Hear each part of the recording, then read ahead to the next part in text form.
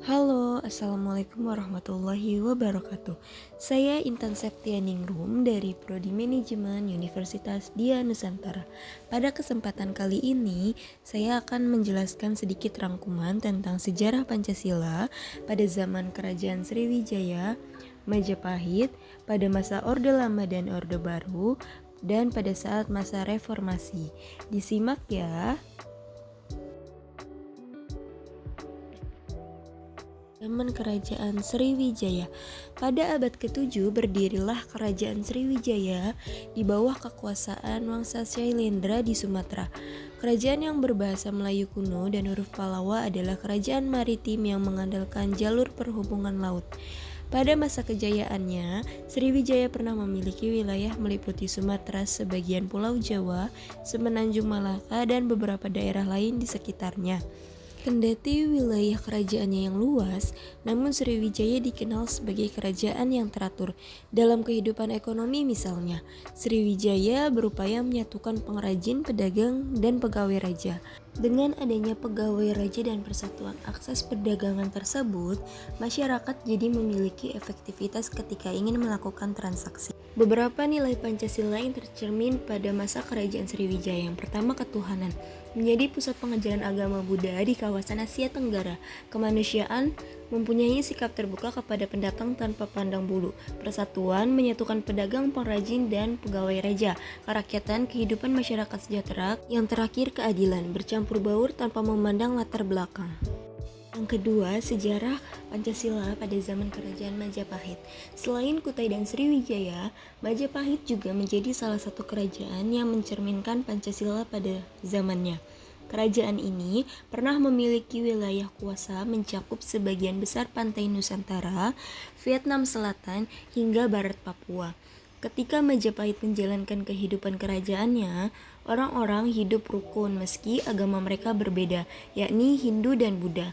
Dengan begitu, unsur persatuan dalam Pancasila terlihat ketika melihat kasus tersebut. Kemudian, ada beberapa nilai-nilai Pancasila yang tercermin pada masa Kerajaan Majapahit. Yang pertama, nilai ketuhanan dicerminkan dengan Hindu-Buddha yang hidup bersama secara rukun. Kemudian ada nilai kemanusiaan dicerminkan dengan Hayam Wuruk memiliki relasi baik dengan kerajaan Tiongkok, Kamboja, dan Kampa. Nilai persatuan dicerminkan kebersamaan terwujud ketika dua agama berbeda bersatu dalam satu pemerintahan dan dapat hidup damai. Kemudian nilai kerakyatan dicerminkan dengan adanya profesi khusus di kerajaan yang memberikan arahan untuk musyawarah. Ketiga, masa Orde Lama. Masa Orde Lama mengacu pada sistem perpolitikan. Saat berada di masa Orde Lama, Indonesia dipimpin oleh Presiden Soekarno sebagai kepala negara sekaligus kepala pemerintahan. Berikut sejarah singkat Orde Lama yang dirangkum dari berbagai sumber. Masa Orde Lama yang dipimpin oleh Presiden Soekarno berlangsung dari 1945 hingga 1966 atau sekitar 22 tahun. Usai Indonesia menyatakan kemerdekaan, sistem pemerintahan pun mulai dirombak dari presidensial menjadi parlementer. Di sepanjang tahun ini, meski sudah merdeka, Indonesia masih terus mengalami gejolak dan peperangan.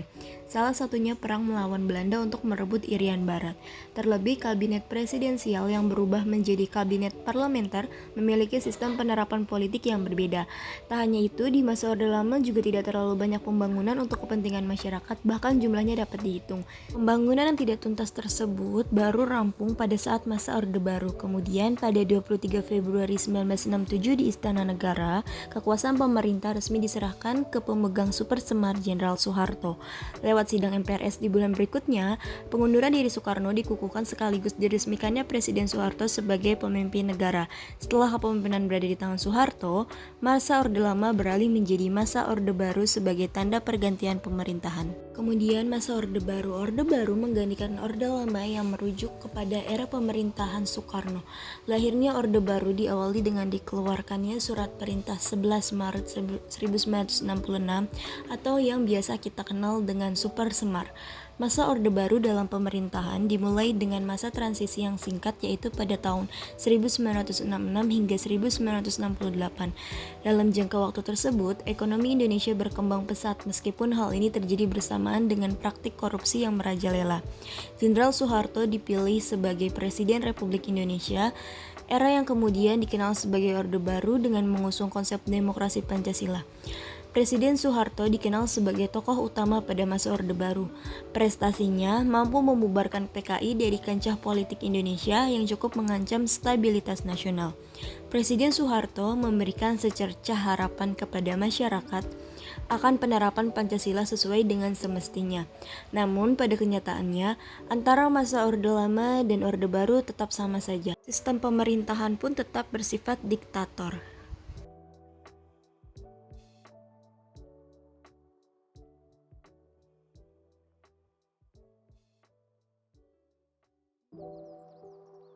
Lalu era reformasi. Memahami peran Pancasila di era reformasi, khususnya dalam konteks sebagai dasar negara dan ideologi nasional, merupakan tuntutan hakiki agar setiap warga negara Indonesia memiliki pemahaman yang sama dan akhirnya memiliki persepsi dan sikap yang sama terhadap kedudukan, peranan, dan fungsi Pancasila dalam kehidupan bermasyarakat, berbangsa, dan bernegara. Pada masa ini, keinginan untuk mengubah ideologi Pancasila sudah menipis. Masyarakat lebih dihadapkan dengan gaya hidup bebas mengikuti perkembangan zaman disertai dengan munculnya globalisasi.